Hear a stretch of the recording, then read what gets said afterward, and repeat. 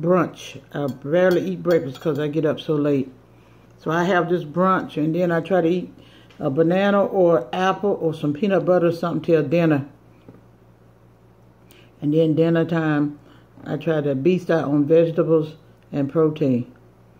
I'm sharing this journey with you, not to be braggadocious, but this is something between me and God.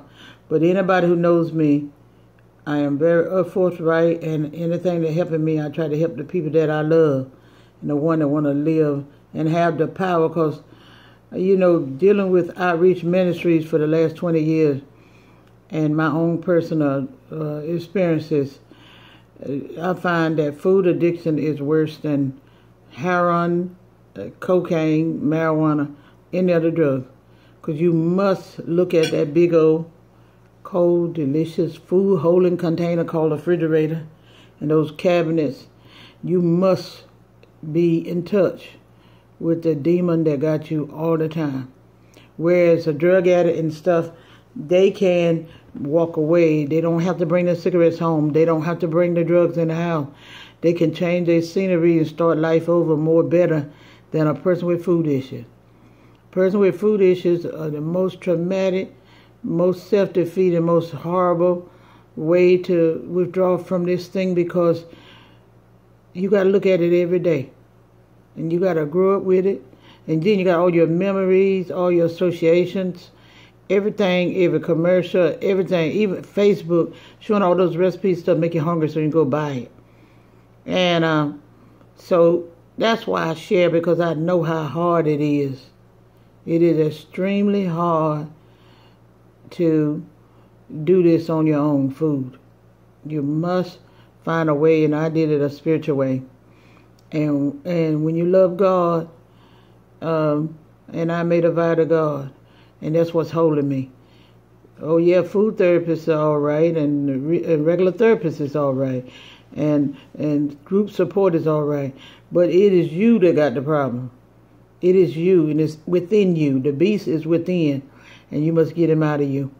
You must seek control, saying it's enough, and contentment, and only God, I find, give me that.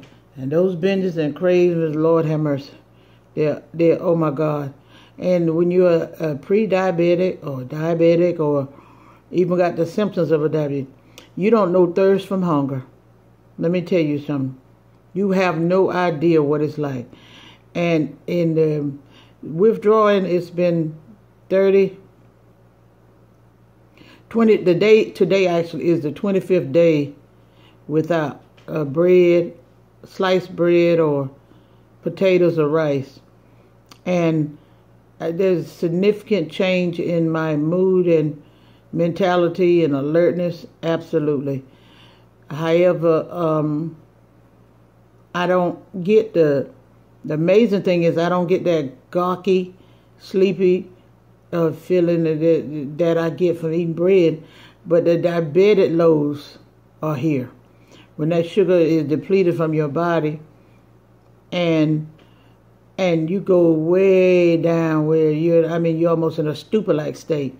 But it's only temporary, and you have to learn how to find ways to make it better for yourself. And once I get control of what's going on with my body as far as diabetes is concerned, I will learn how to feed that beast to make it not go so low that it causes me to be so sleepy and lack of energy and all of that stuff. And so, other than that, for you that don't have it and you better listen to me. You don't want this. You don't want this. If I had just reacted what I'm doing now a few weeks earlier, I would not have to be dealing with the diabetes. If I had just changed, sitting there eating all that bread, and when you're not working like I am, and sitting right here making pie and eating cake and just sitting around and no activity, it had took a toll on me. I'm not 21 years old no more. And eventually it caught up with me. So I'm sharing this with you to make you better. Now you take the knowledge.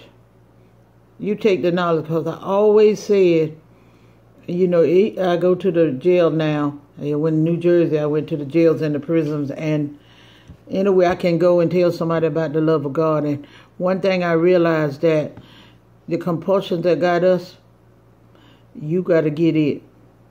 And you get it by getting it off of you. Get it out of you and off of you, and then go begin to heal whatever's stored inside of you. Because I eat because of low self-esteem, and now it's a habit. I don't have the low self-esteem anymore. I don't have the doubt or questioning my educational abilities or who I am as a person. All of that has been depleted. But the fact of the matter is, I have a compulsion and a bad habit that I can't break. And it's here. And so through this process, you know, God is here with me. And he's going to be with you. Even when you at your bottom, and my husband can't be there, my child can't be there, but me and God are going to be there. And this is my friend. This is who's helping me. And you eat when you're lonely. Well, you got God. You don't have no reason to be lonely. And then you eat when you're sitting around here being out of mind. That's the devil's playground. So you got that beautiful yard out there. You got streets out there. You can watch people go by. You can do something else out. Get your focus off yourself. The closest you want to get to Satan is selfishness. Sit around and think about yourself. You're going to start picking out a bump. You're going to start bringing yourself down. You're going to look in the mirror and say, oh, blah, blah. No, I'm beautiful and wonderfully made by God. He gave me this breath this morning. I got a nice breakfast waiting for me. I had a sister from North Carolina send me all of the ingredients that I need, and it's healthy. She sent me onions. She sent me bell peppers. She sent me squash. The things that I'm really needing right now. And it was around all the time, but I didn't pay it no mind. But just having 3 eggs and bell peppers and onions in an omelet type setting for brunch, it's a great meal.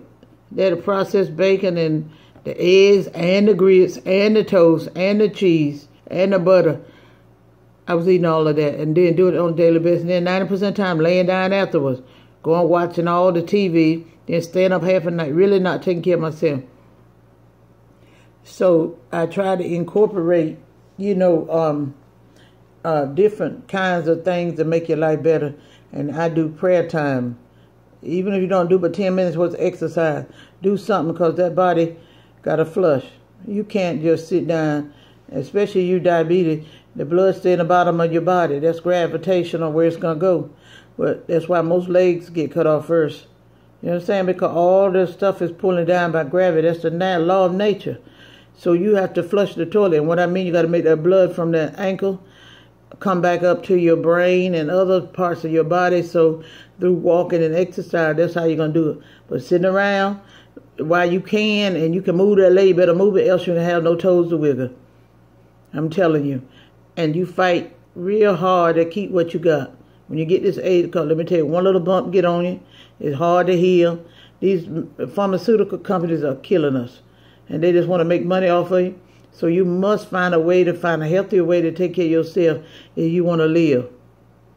If you want to live. And also, so I put God in it, my diet in it, and I ain't on no diet, because you can't eat 3 eggs and be on a diet. You understand me? I'm just learning how to be a better human being, find a way to make myself better, incorporate protein in my body, because most traumatic people who had traumatic issues in their life choose bread over protein. It's comforting. We like potato, we like rice, we like potato chip. We like anything that can put us to sleep and make us feel like a baby, keep us from growing up, and medicate ourselves with this food. It's formed as a medicine for us. And everybody have to grow up. You can't be emotionally and mentally immature all your life. You have to grow up, and you got to be fruitful. God don't even allow. He's such a lovely God that he will begin to work on them things. When you take your mind off yourself and start helping other folk. Now, I don't want to see my